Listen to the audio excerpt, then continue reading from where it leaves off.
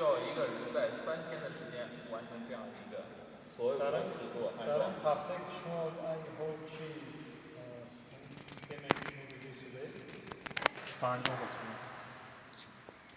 那么这个展示的包括了一套标准化的、规范化的一个从能源的利用到这个生活冷热水的一个标准化的一个展示。 არის სისტემები შუა მებინეთ az گرفتن منبع سر کرده تو تقسیماتی آب و حتی بینه برای استفاده زندگی هم آب سیستم در خودش دارد.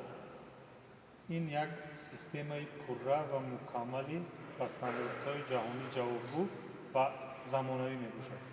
هیچ خیلی کار میکنه.